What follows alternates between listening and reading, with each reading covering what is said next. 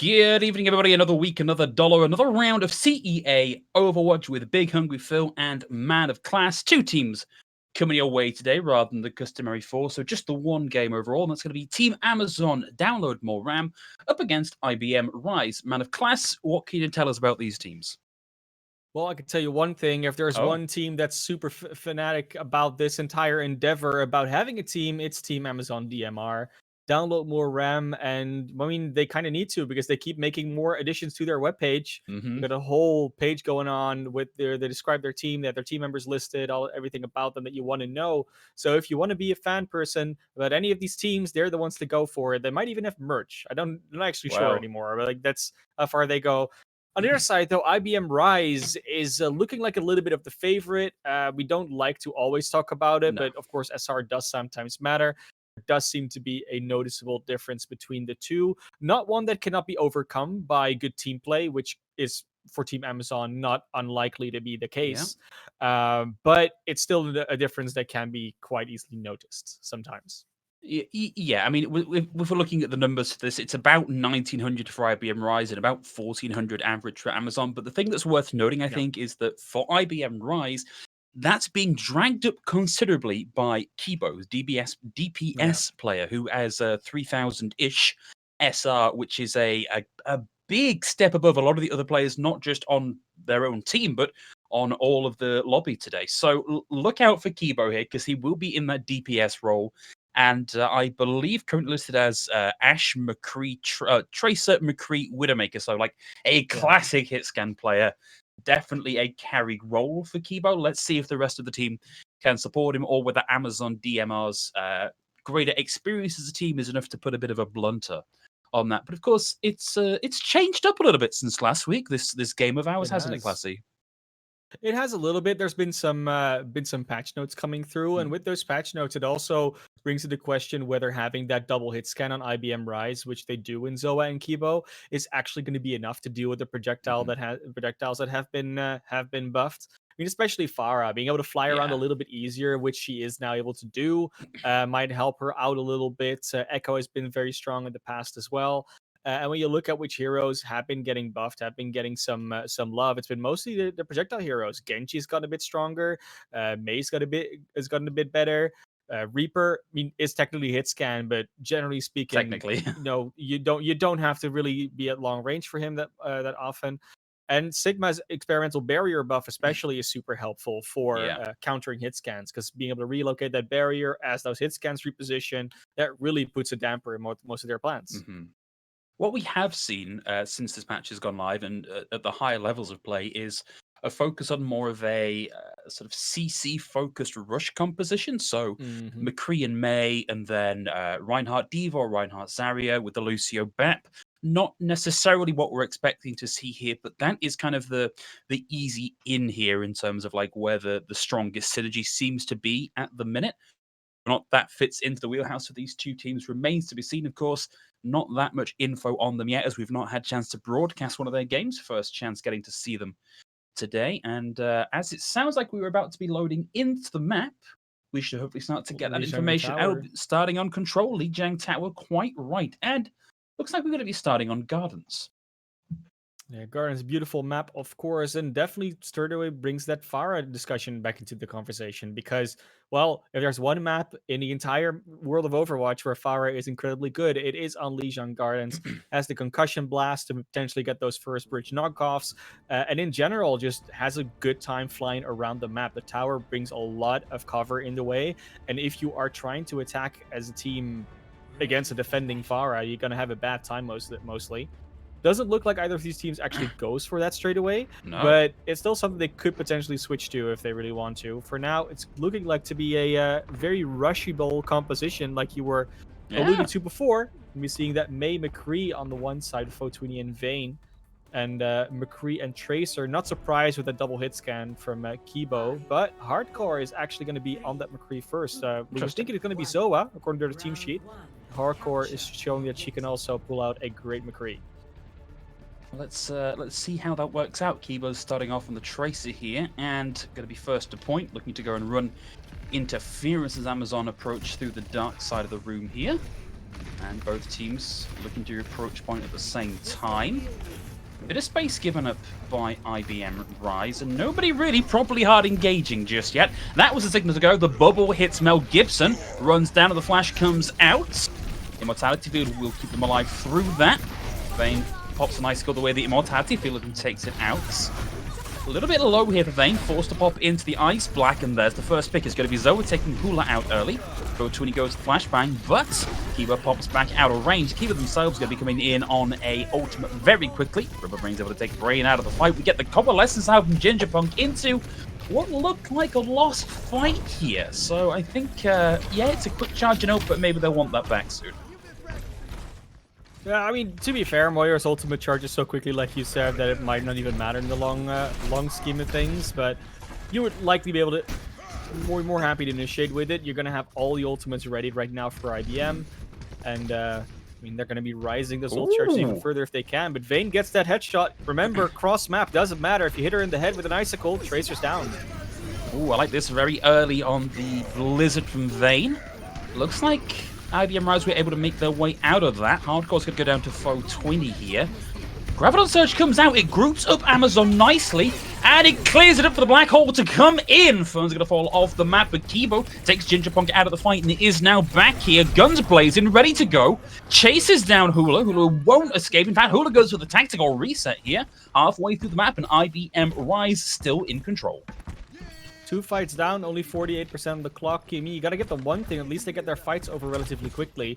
And now they're gonna be in that ultimate disadvantage. Only used that Blizzard last time around, and that actually forced out more ultimates than I would have expected to. So they've got this definitive advantage going on now. It's not been a terrible start for them so far, and that's a great start too. Mel Gibson down early.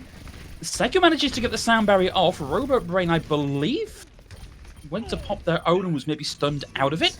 Pho20's going to go down, and now the High Noon comes out, finds Gingerpunk, lands the stun, fans the hammer. Hula down here. Vayne at low HP, down, and Mel Gibson still coming into the fight. Kiba on the chase, now has the Pulse Bomb, looking to get the kill. Only finds the shield here, but Mel Gibson still trapped out on their own in no man's land. The shield is down, the chase is on, but the Moira comes back in. Gingerpunk will keep Mel Gibson alive for this final fight. Alright, we're talking about questionable ult usage. That was it. You had all of them ready, and now you won't make it back to the objective. Ooh, barely touching with that Lucio. But it's not a very convincing fight, Phil. This looks to be overdone and dusted. Even if they can get the few kills here and there, they don't have the numbers. No, it's just been a little bit of a hiding to nothing last fight. They were able to get this going, and they've actually bought enough time for Mel Gibson to come back on the Wrecking Ball. But there is a heck of a lot of CC on the side of IBM Rise, and pretty easy to stop him rolling through. Definitely was not a round that was going great this time around for Amazon DMR. I would say that they definitely have a shot. It's just about like recognizing when they need to execute, because there were a few times where their ultimates were or were not used, where you really thought, you know what, maybe this would be the moment to just convincingly win that fight. Because on the other side, Rise did not have any issues doing that. They definitely threw out a few ultimates too many here and there, and they were just not punished for it. And that's okay. I mean, I would say it's okay for Rise, obviously. But that is something that you can look at when you're Amazon DMR, to just figure out where are those weaknesses, where are those faults, where can we do something about our own either shortcomings or the shortcomings of the enemy team to get the better of them. Looks like we have got some adaptations coming through. Pho20 picking up the Junkrat, Mel Gibson sticking on the Wrecking Ball from the last little section of that map. I think certainly a good choice here if you just want to set up the Wrecking Ball and swing around the point. But nice Ice Wall from Vayne separates Fern2 from the rest of the team and from the Immortality Field. So Fern2 down. It's a 5v6 now in favor of Amazon. Vayne looking for a little bit more of a freeze. Gingerpunk's able to find hard clear here. The freeze comes through, finds the headshot, won't quite land enough damage to take Robot Brain out of the fight, but with hardcore down, oh well, there's the freeze, and he still gets out somehow. No, Gingerpunk eventually tracks him down, but that was one long-lived Lucio. He was stuck in a trap, and they were still trying to freeze him. It didn't really make sense to me, Phil, when they're winning the fight. So that's all they nearly need. No one's going down. This is just going to be a cleanup. Maybe they get the Zarya as a reward. Almost, yeah, they do, and that's good because they get the shatter for Hula. Oh, we get the shatter out. Vayne puts up the wall. Interesting wall placement. You can always hear the call there to take it down to get a little bit of value on the back of it. Vane's got to find Robot Brain, and this is looking a lot better here for Amazon DMR. Although maybe not for Mel Gibson, who is going to get chain frozen. Oh, survives, back up onto the high ground, lands the power driver, has the minefield, and lives amazingly. Love to see it. It's amazing. I mean, that's the power of the Wrecking Ball. Just gets out whenever they want to, and they're still Hula with as the main tank. Keep everything together. They need to be careful of flanks right now. I think there's at least someone on the flank. Yeah, Kibo is behind them with a pulse bomb. Can just open this up and this is a 3K! Kibo with the 3K, both supports and a DPS offline. It's going to be on to Mel Gibson to try and tag back a little bit here. Finds one with the minefield. Kibo's in a little bit of trouble now. No recall, no life, and down. Mel Gibson gets the run through. It was a big opener by Kibo, but IBM Rise haven't made it work just yet. The stall is so good. The May wall, the Wrecking Ball. Now they just do the Blizzard on top of it. They do get the kill in vain, but that might not be enough, Bill. They still have to live through this, and 2 already down. That's, oh, there's a shadow. Nice, actually lands a couple there, but the sound barrier comes out. Seku was able to find Bonkilla as well. Here's the answering sound barrier from Robot Brain. Fern 2 charged into the back, but has that sound barrier still on them as the charge connects, so doesn't get taken out by it. Hardcore's able to find Hula there. Hardcore still on the hunt there, but needs to be careful not to divert too much attention into chasing down Mel Gibson and get to the point and try and get this flip back in their own direction, in their own favor. No ult available here for IBM Rise, and a tire coming right their way. Robot Brain takes that out of the fight, but now they've got the Coalescence to contend with. Bonkler needs to stay alive just a few percentage more, and the Graviton Surge will be there. The minefield might just lock it all up for them. There's the kill onto Robot Brain. Hardcore down as well. And it's looking like we're going to see the 1-1 on Lijiang Tower here, with Amazon making a good comeback here on the second map. When in doubt, bring the Wrecking Ball out. It's been such an effective pick for Mel Gibson, and I'm sure they're going to probably keep running with it because it's unstoppable. Like, they're not really running any CC either, I'll say that much. Like, there's like an Ana, a McCree, a Brigitte, a May, what else there is that, like, actually a Roadhog, like so many things that can stop or be annoying to a Wrecking Ball, and they're all not going for it. Hardcore is going back over to the McCree. That might help them a little, but one McCree usually doesn't stop it, and Kibo is going to be effective at long range, but is that going to work when you have a Wrecking Ball constantly harassing you, when you have that shield of Hula in your way? I'm not sure. It's really going to be the range versus the non-range, really, in this situation. that's what you look at, because you have the projectiles on one side, the hit scans on the other side, and everything else is fairly comparable. Yeah, it's damage drop versus no damage drop. So let's see how that works out. At least with this map, the opportunities to play that kind of long range, unless you're on the defense and fully ensconced, maybe not that extensive, but that's a heck of an opener. Bonkler finds foe 20, so IBM with an instant advantage here as the fight moves on to the point. Who is going to go down to Zoa here? And this has got to be a 1-5 for IBM Rise. Amazon need to clap back in extensive fashion sometime in the next couple of seconds. With Siku going down here, I think that's got to be as far as it goes. IBM Rise with the first cap. IBM Rise coming back strong. Both teams having a 100-0 round, so they're kind of feeling it now. They're saying, okay, well, this is our 100-0. We just trade back and forth. It's not going to be that easy, though. I feel like this could be the closer one of the two because of the way that this map works. It's way easier to get in and out. A bit of natural cover play here from Fern 2, but the freeze comes through, and the wall blocks off the immortality field. Lose the main tank early is going to be very dangerous here for IBM Rise, and they need to equalize and equalize quickly. See the trap coming down here from Pro 20, but it looks like they've actually pressured away the rest of the team so that no one's going to fall into it. It's a quick 3K coming through, though, for Amazon. It's just Bob left contesting the point. Oh, my mistake. There is also Kibo there still fragging out. Finds Vane. Hula down here as well. Mel Gibson finds one with the minefield, and he's in behind the shield. Looking to set up the boot. And that's going to be almost the boot kill there onto Fern 2. Retreating into the Mega Health Pack. Mel Gibson pops the adaptive shield. Gets the run through, and Fern 2 is down. Here's the flip for Amazon. It's really just the linchpin that they're playing around right now. You get so much done, Mel Gibson does. And it's not like they're majestic plays. They're just effective Wrecking Ball plays, which is exactly what you want from your Wrecking Ball at times. And of course, we're talking about two teams that will not provide that, you know, Amheng type of Wrecking Ball play. But that's fine. They don't need that because the counterplay also isn't quite there. It's going to be a 1-for-1 straight to enter, but missing that Baptiste is probably going to be worse for you. Second, Mel Gibson's down here, so they've only got the passive healing from Rubber Brain. They will have the ult to play with if they need it, and it comes out. Hardcore's now got a bit of safety to pull the trigger on this. Finds one. Gingerpunk's going to go down. There's the manual fire finding Foe20. Unfortunately, the Chaos will find Fern2 here, but looks like it should be a flip. I believe the Riptire came through there without finding too much value from Foe20. That thing really spends a long time in existence. I think he got like stunned or to delete it before he actually could get it off, because it was in the mid of casting, but he was in the middle of the enemy team. It's one of those risky Junkrat plays. You see a Blizzard as an entry though, that's a good one.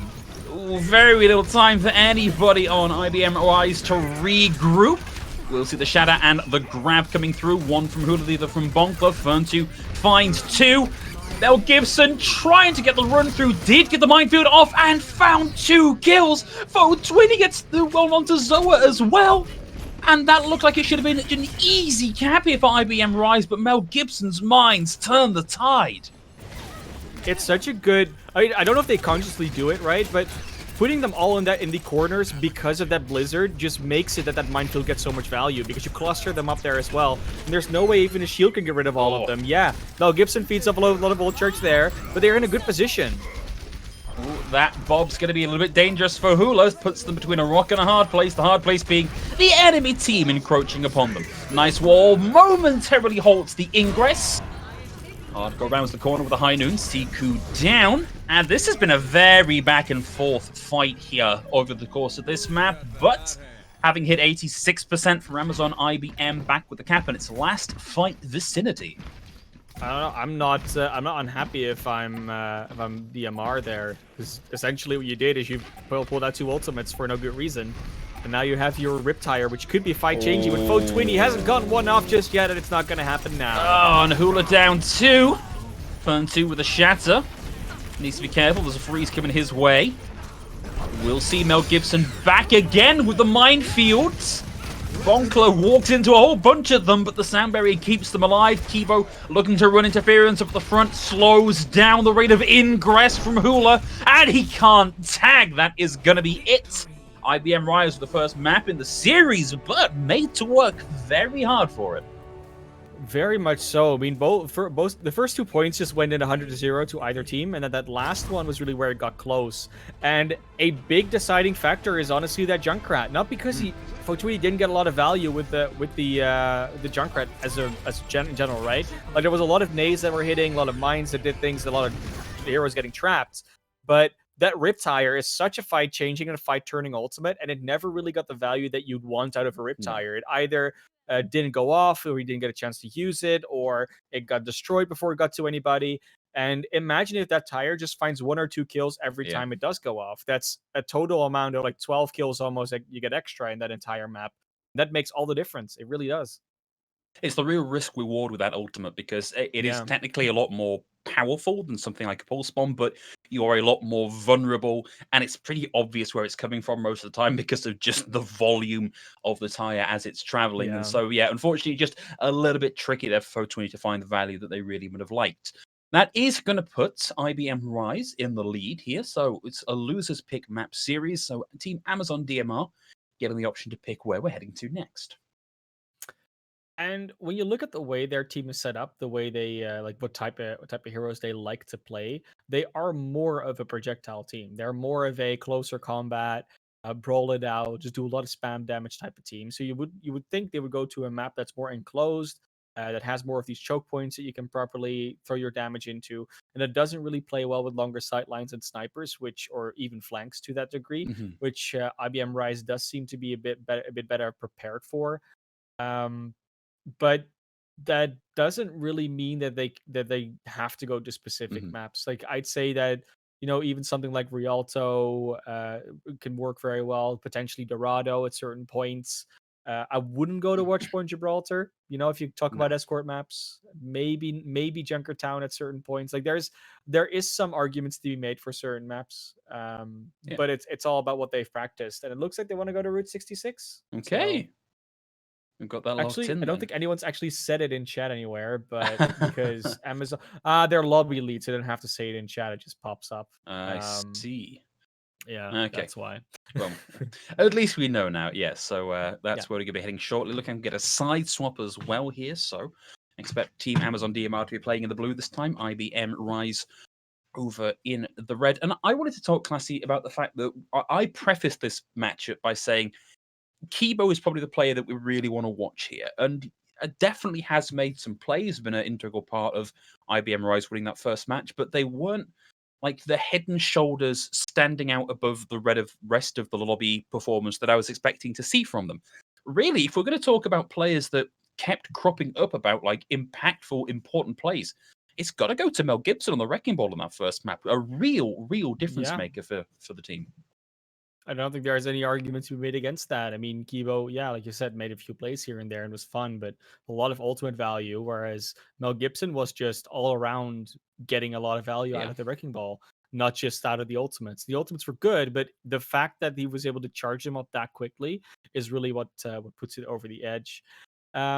Looks like we're gonna go D2 Route 66. Gonna have Rise start on the defense, so DMR has to go and get a good attack in, make sure that they actually, yeah, have a chance in this series still, or at least on this map. And I mean, we do see first point holds every now and then. It Yeah. definitely happens, but it's not something I'm expecting to come out here. Well, we'll see. We'll see. I think We'll both see. teams have been scrappy enough that they both are capable of losing fights and therefore losing objectives. But it's still going to be a surprising Yeah, and I affair, do I'm think we're, guessing. we're probably going to see some different looks here, because obviously this is a much less Yeah. chaotic map style than Control. I think it's a lot harder to make the Wrecking Ball work here, unless you are a dedicated Wrecking Ball specialist who is used to making them work in unorthodox situations.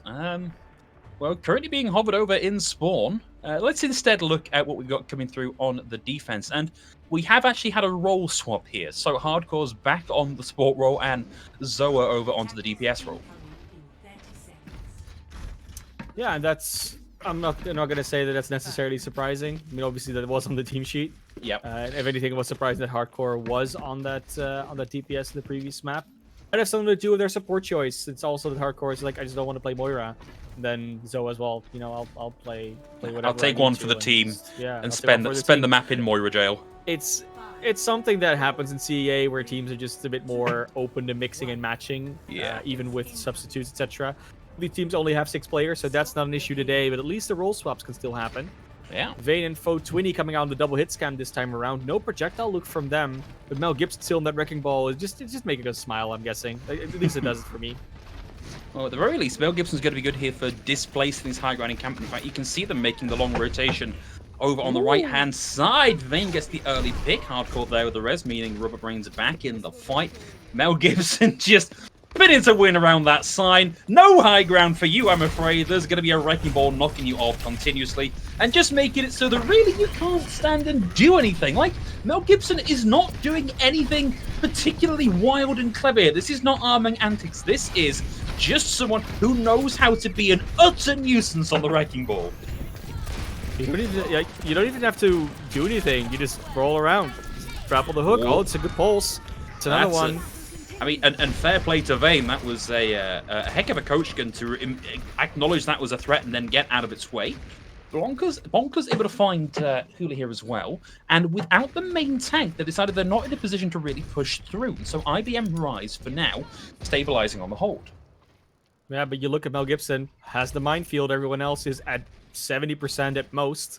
And that's what you love about that Wrecking Ball. Just kept wrecking up those all those boops. And they do really rack up your ult charge very well. They really do. So they have that to work with to like at least just bully the tanks away from their position. Let's see if they can make it work. Hardcore was in a bit of trouble there, had to fly to the safety of Zoa over on the opposing high ground. The close rotation from Amazon, they want to drop down onto the payload, but I don't think they'd spotted that Fern 2 was there. And Kiba gets the follow-up, and Hula is down. Foe 22, and IBM Rise, they had a pretty poor first fight, gave up a lot of progress on the payload, but now seem to have gone a little way towards finding their groove. Rubberbrain's going to commit the barrier here, which is a little strange. I kind of thought that fight was over and done with, but will at the very least allow them to properly round this out without losing anybody else. Kiba with the stick, doesn't even look at it, keeps on rolling through, and Mel Gibson is down again. You know, they say cool heroes don't look at explosions, and Kibo is one of those.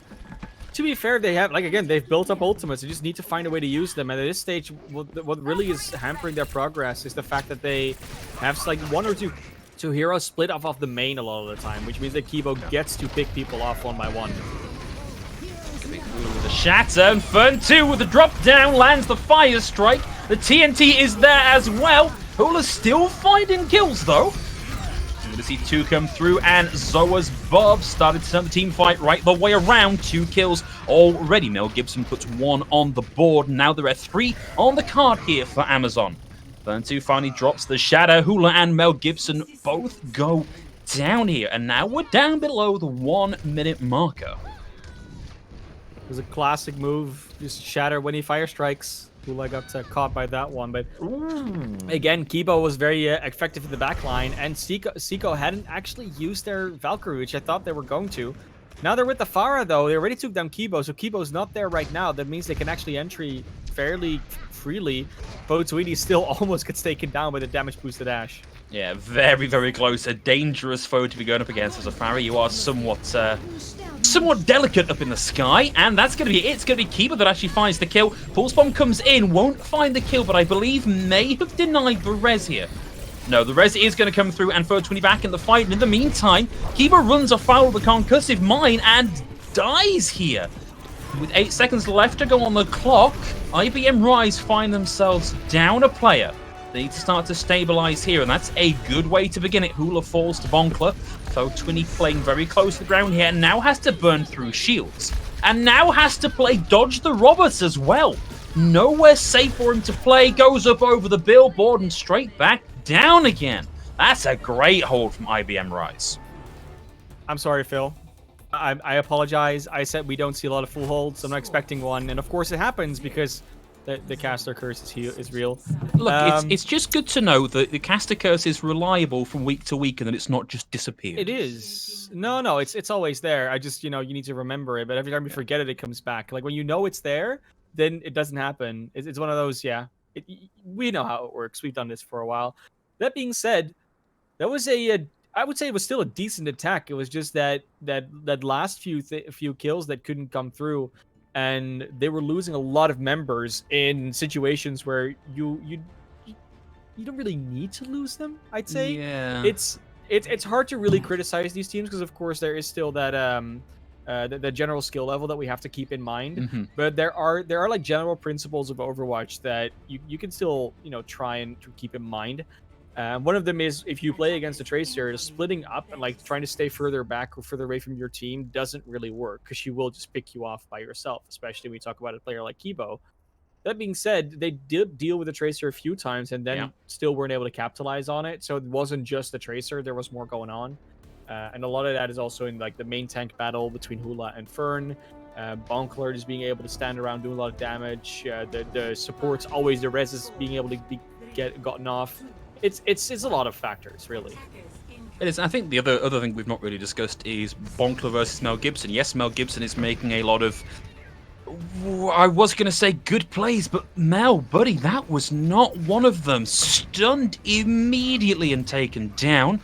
And so far, no contest on the payload. Huge amount of ult charge. Yeah, that's like the downside of Wrecking Ball. Even if you get away with things, you still have fed over a lot of ult charge in a lot of situations. And Mel Gibson was kind of doing the job that, well, Kibo was doing on the Tracer, just less effectively. Oh, Kibo overstays their welcome there. Great job from Hula, just hard shielding, making it more or less impossible for Kibo to get anything done. But the payload is still inching its way forward here. We're not even a minute down, and we are a scant halfway towards having this payload done and dusted. You're to see Zane down here early as well. And Fo20 is able to find one here, but there's a lot of pressure coming Fo20's way between the Orb Discord and Kibo on the Widowmaker. Hardcore happy just to raid in the orbs, raid in the pain. Bonkler, Fern2 close the distance, and there's going to be a bit of a stall coming through. And Kibo is so unperturbed that they're happy just to go full auto fire mode. no worries, no harm done. Fane is not able to touch. We're going to try and throw 20 for it to do it. They need to There go we now, go. and they don't make it. That's a Farah. Could not put it, but I mean, I think they were still getting headshot at that stage anyway, so Yeah. wasn't going to be a long one, but IBM Rise take the 2-0 lead, only one map away, taking away the series, ending our broadcast in a record time for this season, but that's only because we've had 2 games every week, so let's not let's not give them too much credit for that. Yeah, I mean, look, this is maybe what we were expecting looking at the SR average and the potential of a DPS carry. The DPS carry not putting up the numbers that we were really expecting them to put up here, but overall, the sort of opportunistic nature of what Kibo is able to do in finding key picks and following up on damage to the rest of the team, I think has done a lot here for IBM Rise. And Amazon just don't have a player of that caliber to perform that role.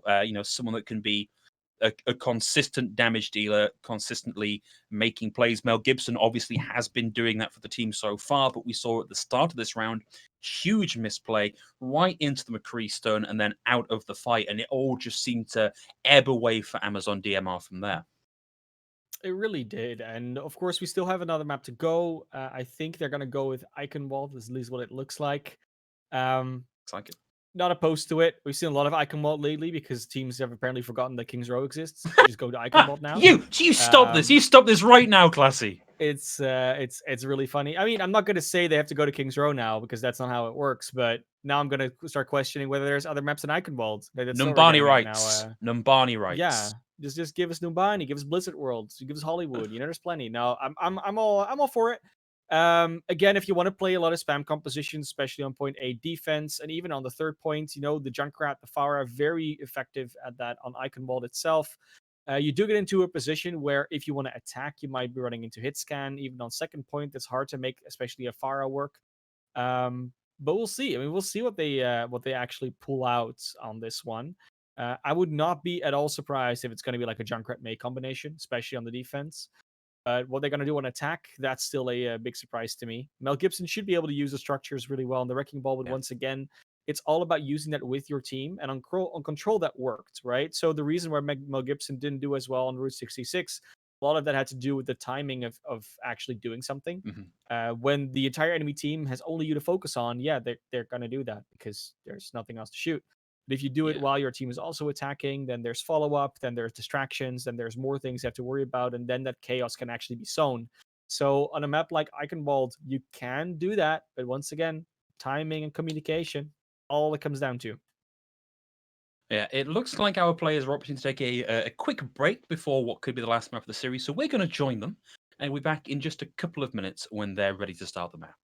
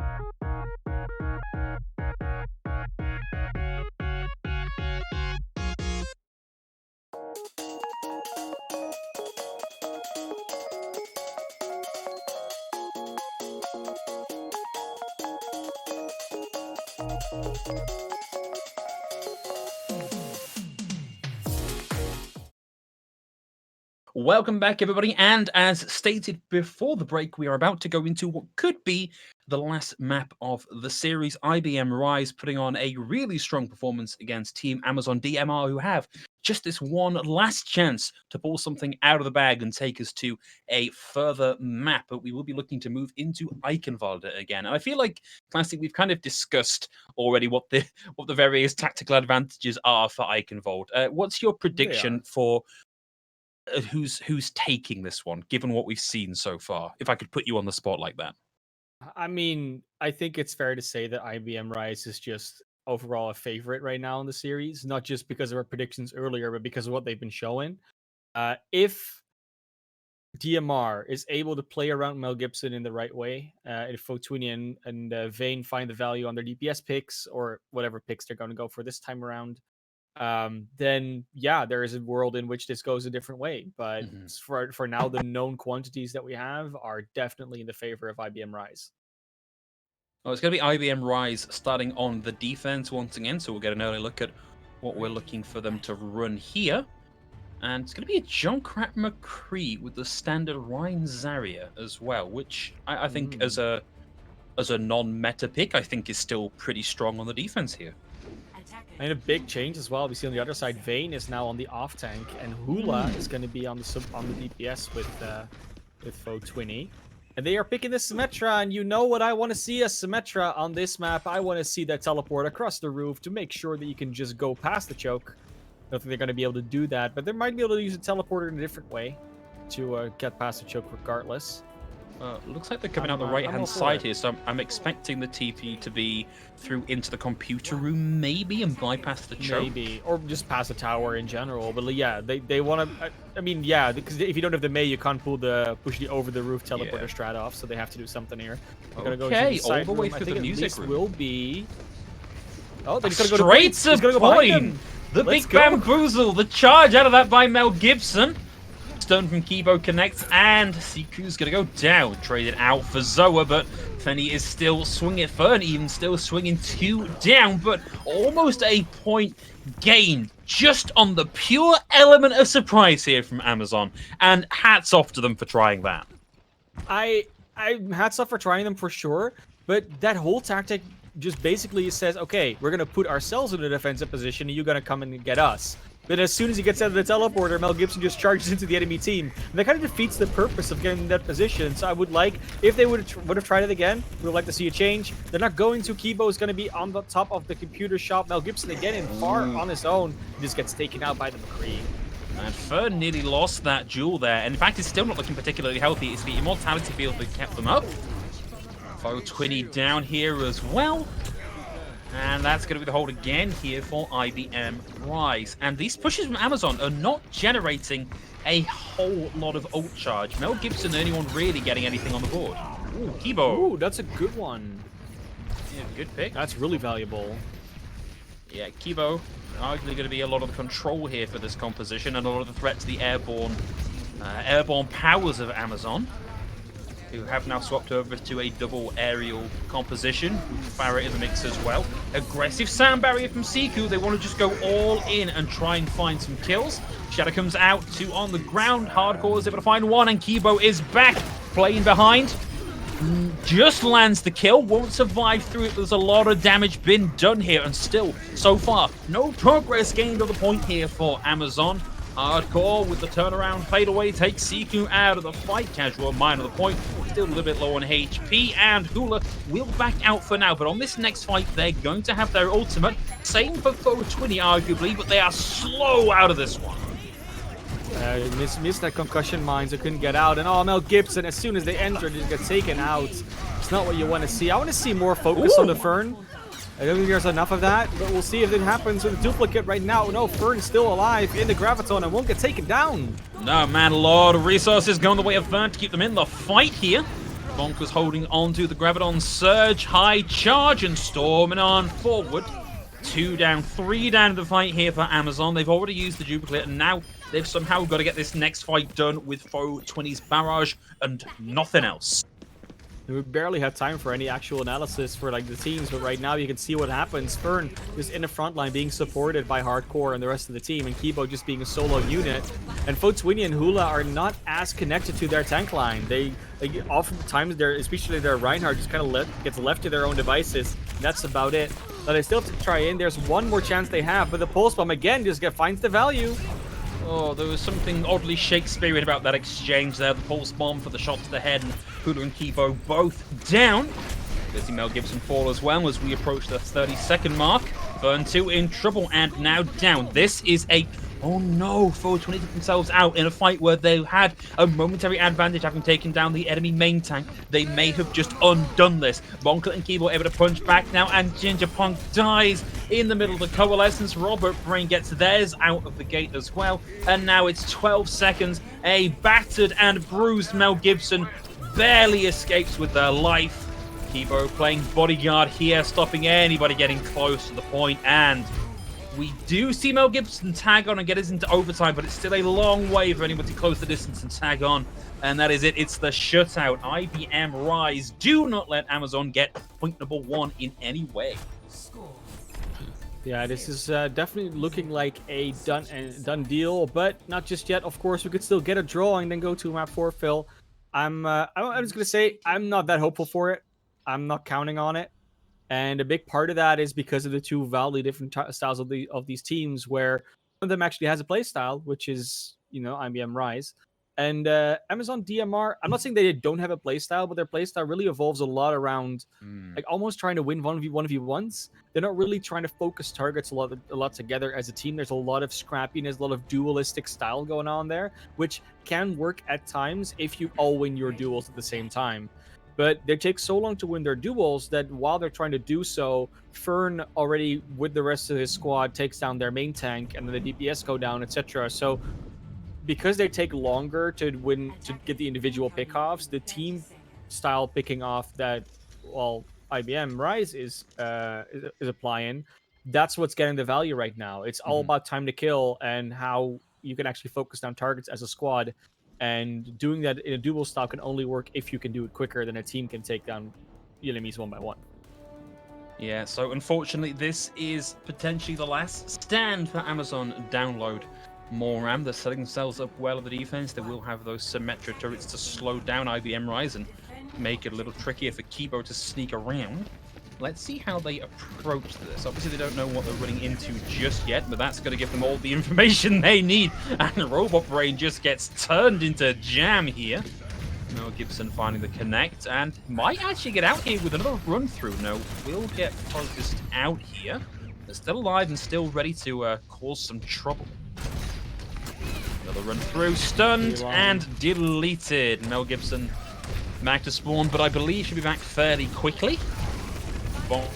Was right on through with the bubble. He was able to find one though, so it goes down here.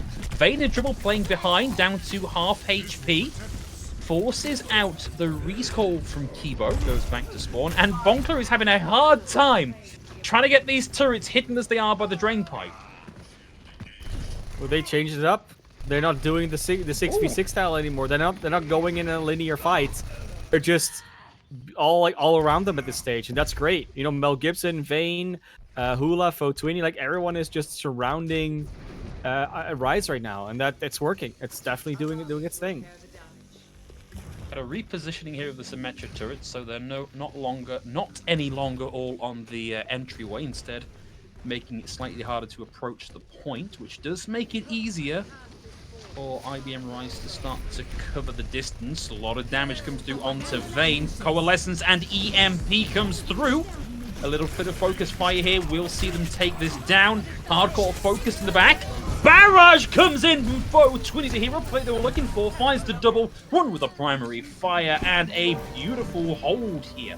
Will cost them a big chunk of ultimate though. And to be fair, I'll say this much. DMR's playstyle very much favors a defensive style more than it does an offensive style, because you can actually be more spammy and just throw projectiles in their direction if they have to come to you. But we'll see if it works out for another 2 minutes, because that's what they have to hold for. Yeah, we could see the draw here if this defense keeps up at the same pace as it has been. Fotwini with the early pick. Minefields out as well, making this this rejoining of the squad that little bit trickier. Bonkler focused down, and yeah, Amazon have finally found a look that works for them. 90 seconds on the clock. IBM Rise in possession of a couple of ultimates, and Vayne gets whip-shotted down into the pit. That is not reversible, and it's a 5v6 with no ults on the table for Amazon. Looking for an opening here. Mel Gibson is just definitely bashing them through. They don't get a chance to ever get those turrets because Mel Gibson is so annoying. I love this though. Like Fo20 as well gets so much more space this way. Mel Gibson down to low HP. Focused out. Big Shadow puts 3 on the ground, but Fo20 is still at the back, largely ignored and causing a whole heap of trouble. Just a handful of percentage away from a barrage that could turn the tide here, but in the meantime, IBM Rise are finding kill after kill after kill. Mel Gibson comes in and finds one. We get the High Noon coming through. They make themselves scarce and get off the point to avoid the High Noon. And that is it, everybody. IBM Rise with a very quick 3-0, making this one of the quickest broadcast days in CEA history. It is not surprising that this happened, but I still think there was a lot of fascinating stuff happening all around. That hold was actually looking very good up until that last fight. That last fight went a little bit further in the wrong direction than they maybe could have handled. The Symmetra didn't quite get her value. The Pharah couldn't get up to the barrage in time. Like, those are just the small things that if they go your way, where Hula does get another wall up, where Fo20 does get a barrage up, where Siku gets that resurrection off and doesn't go down. Like, those are all small factors that just tipping in the skills in your favor can all make a difference into maybe winning that fight and getting a hold. We could have gone to a map 4, but unfortunately it wasn't quite there. I think Route 66 was very decisive. This one was a bit closer, and Li Jiang, of course, was incredibly close. So I think still, if you are Amazon DMR, you can be proud of what you put up today. But unfortunately, IBM Rise was just a little bit better. Just a little bit better. I think maybe a first to 5 rather than a first to 3 would have seen Amazon maybe put a point on the board, but of course that's all conjecture. So that puts us right at the end of today's broadcast, guys. Only one section remains, and that's of course an interview with one of the players from our winning team, IBM Rise, and we're going to go and get them into lobby to have that discussion and throw it to a quick break. We're back in just a couple of minutes.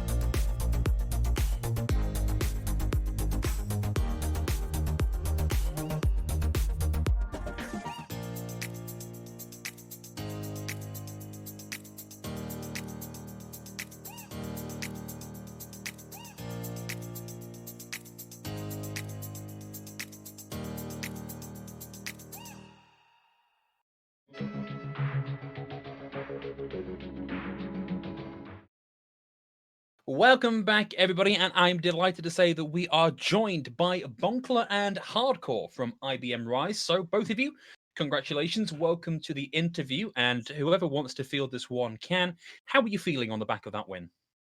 Hey, this is hardcore. I'll take it. Feeling awesome. We were absolutely popping off. I think our comms were so good. We were just like kind of on a roll in terms of enthusiasm. So feeling really good about it. Hmm. I think everybody else on the team was too. Yeah, I mean, I think it was really fun. With like also like joking around and stuff, just having like like these matches like super fun. Good. Well, glad to Absolutely. hear you guys are enjoying yourselves. That's what it's all about. Of course, this is this both of you guys' first CEA season as well? So for myself, it's not. I played in 2019 on the IBM Squid Squad, as we were known in those days. That was a really fun season. We had 2 teams, and just like we do this year, I was on the sort of more rigorous practice team, and whereas this team that Bunkler and I are on this year is more of like the pickup, friendly, come hang out and be friendly type of team. So. Yeah. Bit of a contrast, but really a great vibe. So I was That's wondering, right. one of the things that we do in like the pre-game analysis bit of the show is we look at what people's roles are, what their SR is, and like what the range is, both between teams and within teams. And like the big standout for you guys was Kibo, who's a 3K player, Hmm. which puts a 2K gap between your best and worst, and you can't see the air quotes, but I'm putting them in. Your highest and your lowest ranked players. Is that a useful thing to have when you're playing at this kind of elo? Somebody that has that little bit more, maybe game time, maybe experience, maybe mechanical skill, or are you finding that it's not down to one specific person? It's really more of the whole team effort. Yeah, I think that I think first and foremost down to the whole team effort. I think, for example, Fern did a really great job on Reinhardt today, just absolutely swinging the hammer. It was awesome.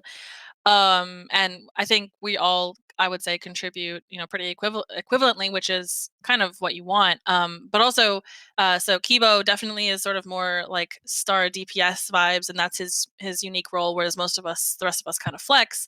But he is actually located in Europe. I think he's in Belgium, if I'm correct. And so he's got a bit of a ping disadvantage, and so I think it sort of sets us on a little bit more of an even playing field, if that makes sense, kind of balances it out. But that's definitely helpful, and he's also good at making kind of productive calls between rounds. For example, in that Lijiang second map of Lijiang, where we kind of got 100 to ode, I think. He was like, okay, we need to just like reset, like don't trickle in, and he was kind of giving us more guidance, which I think he benefits from his higher elo kind of status for doing that. Okay. Yeah, Makes a good. lot Sounds of like you've sense, got a honestly. good understanding. Yeah, yeah, it really does. And of course, you said like you have 2 teams again. This is more of the pickup team. The other team is going a little bit more hardcore. Do you guys play against each other or with each other as well, or is it really a separate situation? Bongler, you can take that one if you Yeah, want. sure. Let's see. I think we're at first, especially when we're starting out, we're trying to like figure out who's gonna be on which team, and so we played a bunch of games with each other, like with the 2 teams with each other. I think we occasionally have kind of like more free. So one thing from starting trying to like organize the Overwatch group, I guess at IBM, is also just trying to have times for people to just to get together and play. And I Hmm. think at that times, because people self-select, and then people on the team just we enjoy Overwatch, we want to play Overwatch. So at that time, we also like get together and play. But I guess it's less formal, I would say, that when we play together. Okay. Yeah, Okay. definitely. And I know the other team has like regular practice times, and I don't know. I find a lot of joy in sort of coming on the Saturday, getting like on an hour early, rolling in some quick play, and then just going. I don't know. I feel like it's a more free flowing and just easygoing vibe. Yeah, it sounds like a fun environment compared to having rigid rules and practice times and VOD review and what have you. If you're here for fun, I've Yeah, got but a lot some of people are like really appreciation into for that it. too, right? So I think it's Yeah. really nice Yeah. to be able to field 2 teams, and if you want, everyone has their own way of enjoying the game. Yeah. Totally. Yeah, fantastic. I guess one of the things we should maybe ask you about, of course, is that every team that's competing has a charity nominated that they're nominally playing for. Do you want to tell us a little bit about your team and why your charity, and why you've selected them? Oh yeah, so we're leaning towards the NAACP Legal Defense Fund. I think right now, especially with just kind of how things are in the U.S., Hmm. it's a very valuable charity, I think, and they're just kind of we're hoping to see more like social justice. Yeah, and I think that also is and we're Bonko said we're leaning towards it because we haven't officially selected it, but that's the one that we're looking at right now. IBM has a lot of internal and external communication campaigns targeting sort of racial justice, racial equality, and I think that seeps into our workplace and our mindset. So I think that it's obviously what we want, but I think it's kind of IBM would stand behind that choice as well. Yeah, Great, great to hear. that's wonderful, yeah. Obviously, social justice is the justice we care about. That's definitely a good slogan. I don't know. It's they probably have a better one. It's not my job to come up Probably. with those, luckily. But yeah, that being said, of course, there's a few weeks in. You still have a few more weeks to play. How are you feeling about your playoff chances? I am feeling very hype about them. I think that every week that we play together, we get a better sense of our chemistry and our synergy as a group of 6 or kind of 7 swapping in and out. So I don't think, and Bunkler, I'll look for your thoughts as well. I don't feel like I have any pressure. We're not shooting for number 1 here. We just want to have fun. But I actually fancy our chances quite a bit for playoffs. Okay. Yeah, Good to especially hear. after today's game. Like it feels really good. Like I felt like just like regardless of the result itself, like I Yeah, feel like we played really well as a team. So I'm feeling good. I'm feeling good. Cool. absolutely. Well, gonna be rooting for you guys. You seem like if you can make playoffs with your attitude and have a lot of fun doing it, then you're the sort of team that we want here competing. Seems like we are getting very close to the end of our interview portion here today, and so only one thing really remains, which is to give you guys the opportunity to give a shout out to anybody that you'd like to give a shout out to. Bunkler. Oh, sure. Okay. I'd actually like to give a shout out to the general IBM gaming community. This is actually hmm my first year organizing for Overwatch. I actually literally just stepped in and like volunteered to kind of organize Overwatch, organize like the CEA teams, and like Michael Flores, for example, who like runs a lot of the IBM gaming stuff. Was really helpful, and I think it's really nice to have that sort of community, and it's nice to have a place like CEA where we can get together and like play against other teams and just kind of have this, I guess, environment for gaming within companies. Yep, I would echo that 100%. Our IBM gaming community is so supportive, and we're always trying to push to the next level of IBM involvement in gaming. So really excited to be a part of that. Well, it's been fantastic to hear from you both. Congratulations again on the win. We're going to let you return to your team and enjoy the post-game celebrations, and hopefully we'll see a little bit more of you during playoffs. So thank you both again. Thanks so much. Thank you. And that just leaves myself and Man of Class to wrap up the broadcast. And I'm going to do this in the way I've done this every CEA broadcast so far this season and the last season. Man of Class, before we go, any words to leave the nice people with? King's Row is not the only hybrid map anymore. We've done it, Phil. We've Complained made them the into change. submission. Yeah, we did it. It's finally happening. No, I'm super excited about seeing more of this gameplay, hear more of the stories, because that's what it's really all about. I mean, the gameplay just ties everything together. It's about everything surrounding it that really makes CEA so fun. Wise words as always, Man of Class. Thank you everybody for watching, and we'll catch you next week for more CEA Overwatch action.